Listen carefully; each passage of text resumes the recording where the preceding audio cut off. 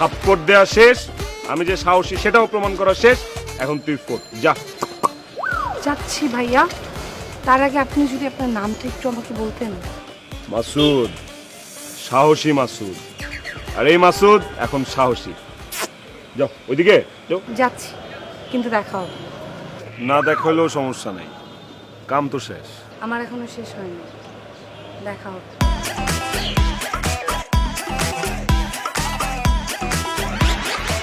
দোস্ত দোস্ত এটা তুই কি করছস? তুই জানিস তুই যে মাইটাকে এখন থাপড়াই দিচ্ছে কে?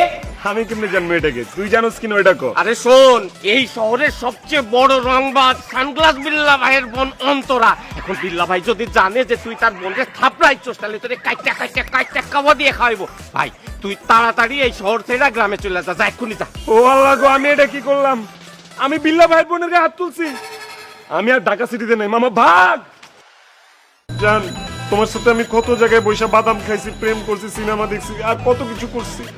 তুমি আমার মাফ করে দিও জান, তোমার বোধহয় আমি ছেঁকা দিয়ে দিতেছি এখন। তুমি এসব কি বলো?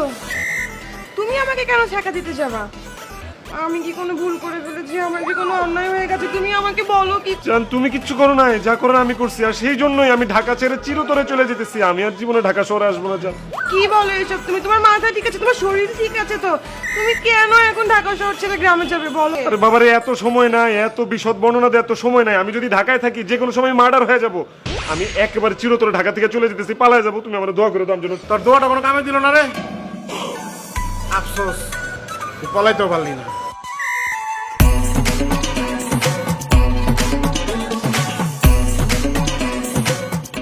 আপনি কে মোটা আঙ্কেল? বয়টা যে কান শুকুন ঘুরে ফেলাম। হ্যাঁ, কি এর মোটা আঙ্কেল? হ্যাঁ ভাই কো ভাই।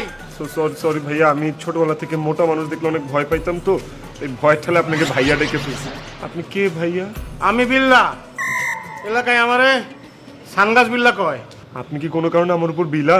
তুই আমার বোনরা থাপ্পড় মারছস কেন? কি বলেন ভাইয়া? আমি আপনার বোনের গায়ে হাত তুলবো কেন? আরে ভাইয়া, আমার গালে যদি একটা মশা বৈশা থাকে, তারপর তো আমি থাপ্পড় মারি না যে বাবা তুই রক্ত খেয়ে নিজের মতো করে চলে যা। আমি মনের দিক থেকে অনেক নরম, অনেক কোমল ভাইয়া, বিশ্বাস করেন। আমি আপনার বোনের গায়ে হাত তুলবো, প্রশ্নই আসে না। আমার ঘরে কয়টা মাথা আপনি বলেন? কি কস তুই? তুই আমার বোনের মানুষ নাই? তোর নাম মাসুদ না? না ভাইয়া, আমার নাম মাসুদ না তো, আমার নাম কুদ্দুস। এই, তুমি মিথ্যা কথা বলতেছো কেন? ভাইয়া, ওর নাম বাসুদি। এই তুমি মিথ্যা কথা কইলি কেন? তো কত বড় সাহস তুই মিথ্যা কথা কস? কিন্তু ভাইয়া, আপনার বোন কে? আমি কার গায়ে হাত তুলছি? আপা কোথায়?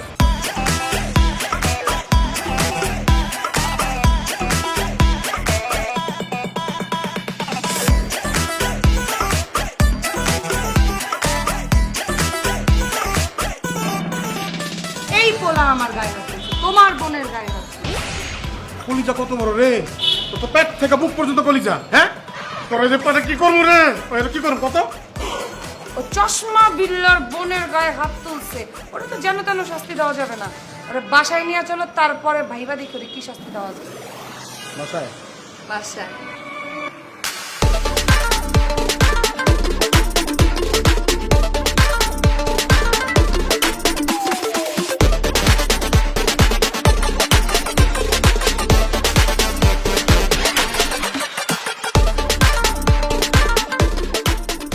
আপনি যদি আমার মারতে চান মারেন, লাথি দিবেন দেন, উষ্টা দিবেন দেন, যা খুশি তাই করেন, খালি জানে মাইরেন না। এই দুনিয়ায় আমার বাপ মা, নানা নানি, দাদা দাদি, খালা খালু, চাচা চাচি কেউ নাই। না, সবাই আছে, কিন্তু সবার আমি ছাড়া কেউ নাই, বিশ্বাস করেন। এই সবার দায়ভার সবকিছু আমার কান্দে আমি অল্প বসে নিয়ে নিছি। জান, একটাবার ভাইবা দেখেন, আমি যদি মরে যাই তাহলে তাদের কি হবে? আমার ঘর পরিবারের কথা মনে করে আপনি প্লিজ আমার মাফ করে দেন। হেই, তোর মারছি না, তোর ধরছি, তুই কান্তাছস? আমি তো মনে কর তোর সাহস দেখে মনে কর যে আমি আশ্চর্য হয়ে গেছি। তুই কার বোনের গায়ে হাত তুলছিস বুঝতে পারতেছস? আমার বোন যখন রাস্তা দিয়ে হাঁটে কি করে জানো? এলাকার লোকজন দোকানে শাটার বন্ধ করে পালায় যায়। রিক্সাওয়ালার মনে রিক্সা রেখা, গাড়িওয়ালার মনে গাড়ি রেখা, ওলা পলায় যায়। আর সেই বোনটা তুই মনে কর খাবার মেরে দিচ্ছস। ভাই রে, তোর তো মনে কর হেভি সাহস। তোর তো কঠিন শাস্তি দিতে হবে, কঠিন শাস্তি। কি কঠিন শাস্তি ভাইজান? বিবাহ। কার বিবাহ? তোমার বিবাহ আমার বোনের সাথে। এইসব আপনি কি বলতেছেন ভাইজান? এতদিন ধরে তো আমি তোর মতো একটা সাহসী ছেলে খুঁজতেছিলাম। আরে আমার চারিপাশে কত শত্রু তুই জানোস? এই পর্যন্ত আমার বোনের লগে বিয়া দেওয়ার লেগে যে কটা পোলা আনছি সব পলা গেছে গা। তুই প্রথম তোর পেট থেকে বুক পর্যন্ত খালি কলিজার কলিজা। অনেকদিন পর খুঁজে একটা সাহসী পোলা পাইছি। এই জন্যই তোর সাথে আমার বোনের বিয়া দিতে হবে, যাতে তুই আমার বোনকে প্রোটেক্ট করতে পারোস। অসম্ভব, আমি অল্প বয়সে মরতে চাই না। আমি আপনার বোনে বিয়ে করতে পারবো না ভাইজান। তোর কোনো শারীরিক সমস্যা আছে? ওইরকম কোনো সমস্যা নেই। আসল কথা হচ্ছে ভাই, আমার তো বিয়ের বয়সই হয় নাই। তাছাড়া আমার 6 চাচার 1 চাচারও এখনো বিয়ে হয়নি। আমি যদি তাদের আগে বিয়ে করি তাহলে তারা সবাই আত্মহত্যা করবে। আমার লগে ধোকাবাজি চলবো না, আমি আগেই বুঝছি। তোর চুল দাঁড়িয়ে আর মনে কর, হ্যাঁ মানে দেখে বুঝেই গেছি যে তুই মনে কর বিবাহ লায়ক হয়েছ। তোর আগে বিয়েটা দিয়ে লই, তারপর তোর চাচার চাচির লগে বিয়েটা। ভাইজান, আমার চাচার জন্য আপনি পাত্রী খুঁজে দিবেন বুঝলাম, কিন্তু এই যে আপনার বোন, কি সুন্দর একটা মেয়ে, তেলতেলা চেহারা, চুলগুলো নুডলসের মতো বেচেন না, সে কি আমার মতো একটা হিরোইন চিপ ভাটপার একটা কালো কুৎসিত আনস্মার্ট খ্যাত ছেলের বিয়ে করবে? রাজি হবে বলে? অবশ্যই, আমার তো কোনো সমস্যা নেই। আর কে বলছে আপনি আনস্মার্ট খ্যাত? আমি তো আপনার মতো এত সুদর্শন, এত হ্যান্ডসাম, এত সুন্দর বেয়াদব ফালতু ছিল কোনোদিন দেখি নাই। ভাইয়া, যদি আমাকে বিয়ে করতে হয় আমি এই বেয়াদব ফালতু স্মার্ট ছেলেটাকে বিয়ে করতে চাই। ওহো আল্লাহ, জীবনে প্রথমবার মনে হইতেছে কেন তুমি আমার এত স্মার্ট বানাইলা। সাফা, আমি যতই হ্যান্ডসাম আর স্মার্ট হই, আপনার সাথে কি আমার যায় কোনোদিন? দেখেন, আপনি হচ্ছেন লিয়াকত আলী, আমি হচ্ছি জুতার কালি। ওই জুতার কালিটাকে সবসময় আমি বুকের কাছে রেখে দিই, তবুও আপনাকে বিয়ে করতে হবে আমাকে। তাহলে এটা কি কাজী ওইটা দিয়ে মনে কর বিয়েটা? অসম্ভব, আপনার মতো গুন্ডা সন্ত্রাসী বোন আমি জীবনে বিয়ে করবো না। আমার এরকম কিউট গুলো গুলো বাইরে তুই সন্ত্রাসী ডাকছস, গুন্ডা ডাকছস, যেহেতু সন্ত্রাসী গুন্ডা ডাকছস, তোরে তো সন্ত্রাসী গিরি আমি দেখাবো। সাগর, হাফিজ, ওরে লো আমার বেডরুম, ভাই বেডরুম নিয়ে আর কইটাই দিবেন? বেডরুমে।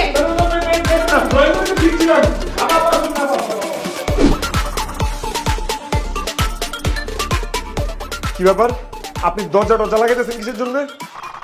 আল্লাহ দোহাই লাগে, আপনি কিন্তু আমার কোনো সর্বনাশ করেন না প্লিজ প্লিজ। দেখেন, আমি কিন্তু বিয়ে করি নাই। এখন যদি আপনি আমার সর্বনাশ করেন তাহলে কিন্তু এই জীবনে আমার কোনোদিন বিয়ে হবে না। আমি কেন তোমার সর্বনাশ করবো? তুমি উল্টা আমার সর্বনাশ করবে। মানে? মানে জানে পরে বলতেছি, তার আগে বলো আই লাভ ইউ। আপনাকে কেন আমি আই লাভ ইউ বলবো? আমার গার্লফ্রেন্ড আছে না, ওকেও তো আমার আই লাভ ইউ বলতে হয়। এত আই লাভ ইউ তো আমি খরচ করতে পারবো না। খরচ করতে পারবে না মানে? যখন আমাকে আই লাভ ইউ বলছো তখন খরচ করছো কেমনে? আমাকে তুমি আই লাভ ইউ বলো। আমাকে জীবনে কোনো দিন কোনো ছেলে আই লাভ ইউ বলেনি। বলো আই লাভ ইউ। কখনো না। আমি যাকে বিয়ে করবো আমি শুধু তাকেই আই লাভ ইউ বলবো। আরে বাবা, আমার সাথে তো তোমার দুদিন পরে বিয়ে হবেই। তুমি এখন থেকে প্র্যাকটিস করো, এখনই আমাকে আই লাভ ইউ বলো। আরে বাবা, আপনি বুঝতে পারতেছেন না, আমি আপনার বিয়ে করতে পারবো না, কারণ আমার গার্লফ্রেন্ড আছে। গার্লফ্রেন্ড আছে তো কি হয়েছে? এখনই ফোন করে ব্রেকআপ করে দাও। না না না না, আমি আমার গার্লফ্রেন্ডের সাথে ব্রেকআপ করতে পারবো না। অলরেডি আমার গার্লফ্রেন্ডের সাথে এনগেজমেন্ট হয়ে গেছে। দেখবেন, এই এই যে ring, এই দেখেন।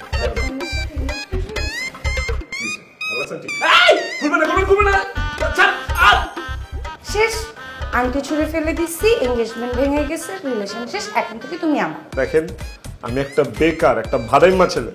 আমারে বিয়ে করলে আপনি এক বেলাও খাইতে পারবেন না, সারাটা জীবন কিন্তু না খেয়ে থাকতে হবে। এত হ্যান্ডসাম একটা জামাই পাবো, আমি না খেয়ে একটু শুকাইতেও চাই। তোমাকে বিয়ে করলে যদি না খেয়ে থাকতে পারি তাহলে আমি একটু শুকাবো। আরে ভাত না খাইলেন, কিন্তু আমি তো থাকি বস্তিতে। আপনি কি আমার সাথে বস্তিতে থাকবেন? ওই বস্তিতে শীতকালেও গরম লাগে, গরমকালেও গরম লাগে, আর মশা তো আছেই। আপনি কেমনে থাকবেন আমার সাথে? আপনি আমার বলেন। আপনি যদি আমার বিয়ে করেন, আপনি জীবনে কোনোদিন শান্তিতে রাতে ঘুমাইতে পারবেন না। এত সুন্দর জামাই থাকলে ঘুমায় কোন পাগল? আমি তো সারা রাত বসে বসে গল্প করে পার করে দেবো। ও মাই গড, জীবনে প্রথম আমি আমার রুমে কোনো ছেলে নিয়ে, মানে কেউ দেখতেছে না, কেউ বুঝতেছে না, এটা যে আমার জন্য কি বড় একটা পাওয়া আমি বুঝাইতে পারবো না। I feel so excited. আপনি কিন্তু ভুল করতেছেন, আমি কিন্তু ছেলে না, আমি একটা বাচ্চা। প্লিজ, আপনি আমার মতো একটা শিশুর জীবন বিয়ে করা নষ্ট করে দিবেন না। আমার বাচ্চা খুব ভালো লাগে। যদি তোমার ওজন আমি নিতে পারি, মাঝে মাঝে তোমাকে কোলে নিয়ে ছাদে ঘুরাবো। দুদিন পর তো আমাদের বিয়ে, একটু আমার সাথে রোমান্টিক কোনো আলাপ করো না একটু। আমি তো রোমান্টিক কথা সব ভুলেই গেছি। রোমান্টিক কথা ভুলে গেছো মানে কিভাবে? কারণ আমার গার্লফ্রেন্ড অনেক লাজুক ছিল, ও রোমান্টিক কথাবার্তা একদম পছন্দ করতো না, তাই আমিও রোমান্টিক কথাবার্তা বলতাম না। ওই যে না বলতে বলতে সব কিছু ভুলে গেছি। কোনো সমস্যা নেই, তুমি আবার প্র্যাকটিস করা শুরু করো।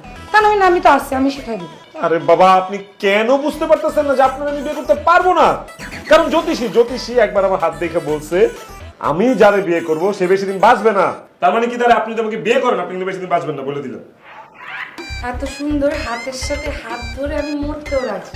বিয়েটা আগে হোক, তারপরে মরবো। আমার কোনো সমস্যা নেই বিয়ে করবো। আমি যাই একটু ভাইয়াকে বলি বিয়েটা যেন তাড়াতাড়ি রেডি করে। তুই আমার বিয়ে করবি? আমি আজকে রাতেই পালাইতেছি।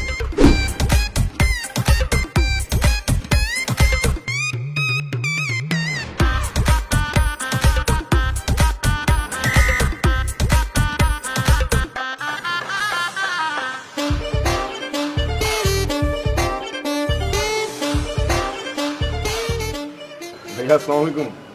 আপা আসসালামু আলাইকুম। ওয়ালাইকুম আসসালাম। মাসুদ, তুমি কি ভালোই বানা? ভাইয়া চুপ করো।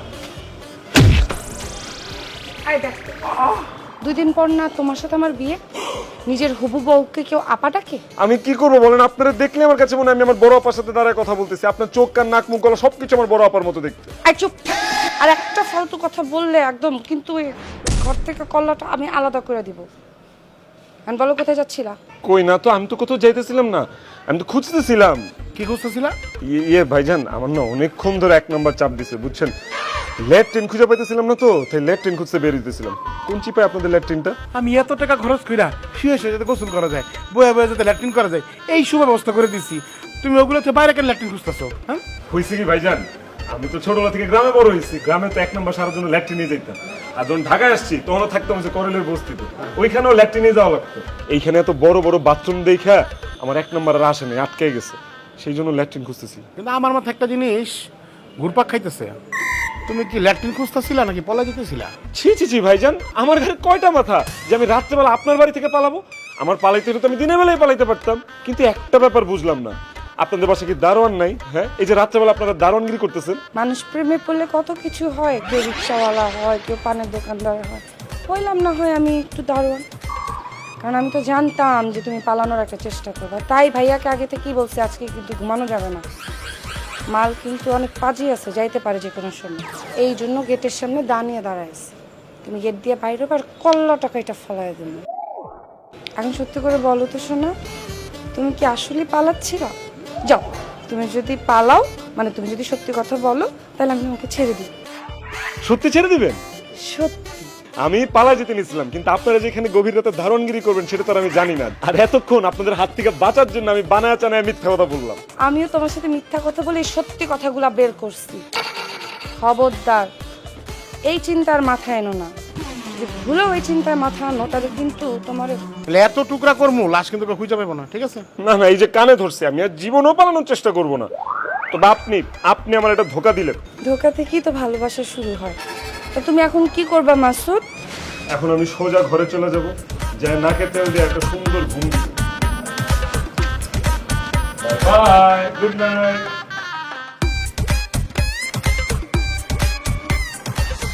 আল্লাহ রে আল্লাহ, এই গুন্ডা ফোনের বিয়া করলে তো আমার জীবন শেষ। না করতে পারবো রোমান্স, না পাবো বইরা দো।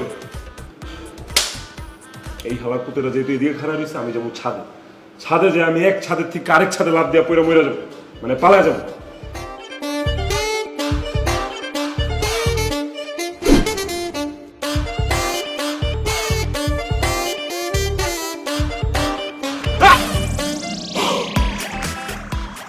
আবারও আসসালামু আলাইকুম আপা এবং ভাইয়া।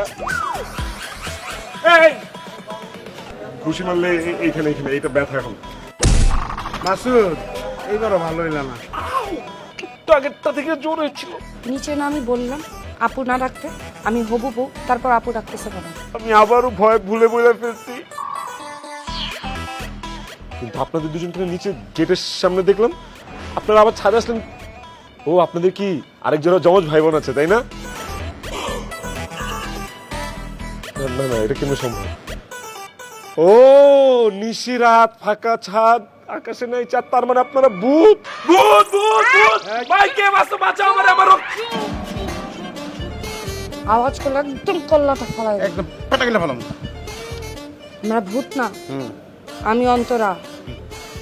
আর আমি অন্তরার একমাত্র ভাই সানগ্লাস বিল্ডার। আমি আমার বোন কেমনে সাদায় পড়ছি না? হ্যাঁ, আমার কাছে ম্যাজিক আছে। হায় হায়, এগুলো কি হচ্ছে? আমার সামনে তো দেখি পুরো আলিফ লাইলা চলতেছে। এই আলিফ লাইলা কেডাইডা? আরে ভাইজান, ছোটবেলায় টিভিতে দেখতাম আলিফ লাইলা, ওইখানে একটা মানুষ কইতো ইকরি বিক্রি শিকরি শু, আর শু করে সব গায়েব হয়ে যেত। এখন তো দেখতেছি আপনার আলিফ লাইলা শু দিয়া যে কোনো জায়গায় চলে যেতে পারেন। আলিফ লাইলা হোক ও লাইলা মেলাইলা, সে যেটা খুশি সেটা হোক। আমাকে উত্তর দাও, তুমি এত রাতে ছাদে কেন আসছো? এই আসলে ছাদে কেন আসছি সেটা আপনাদের দুজনের সাথে কথা বলতে বলতে ভুলে গেছি। ও, তুমি ভুলে গেছো? ভাইয়া, হ্যাঁ? দাদা কবে কাজে আসবে? ওর বাম হাতে একটা কোপ দিয়ে ওর হাতটা কেটে দাও, তারপর যদি ওর কিছু মনে পড়ে দাও। ওকে, কোনো দরকার নেই ভাই। আমি কেন ছাদে আসছি আমার মনে পড়ে গেছে, বলতেছি। আমি ছাদে আসছি হচ্ছে বাতাস খাইতে, বাতাস খাইতে। ও বাতাস খাইতে, এত কিছু থাকতে তুমি বাতাস খাইতে কেন আসছো? বাতাস খাবো না তো কি করবো? সেই সকালবেলা আমার গার্লফ্রেন্ডের বাসা থেকে আপনারা আপনাদের বাসা আমাকে উঠায় নিয়ে আসছেন। সকাল থেকে একটার পর একটা খালি ভয় খাওয়াইতেছেন, একটা দানা পানি তো খাওয়াইতে পারতেন। সেই জন্য আমি ছাদে আসছি বাতাস খাইতে, পেটটারে বুঝাইতে। কিছু একটা তো ঢুকতেছে পেটের মধ্যে। শকুনের চোখ ফাঁকি দেওয়া সম্ভব, কিন্তু চশমা বিল্লাল আর তার বোনের চোখ ফাঁকি দেওয়া ইম্পসিবল। অসম্ভব। আমি তো জানতাম যে তুমি ছাদে এসে পালানোর চেষ্টা করবে। তোমার তো খিদা লাগছে ভাইয়া। হ্যাঁ, আমরা আসলে ওর উপর অত্যাচার করছি, আমি তোকে খাওয়াই নিয়ে আসি। তুমি যাও খাও, আমি ছাদ পাহারা দিই। হ্যাঁ।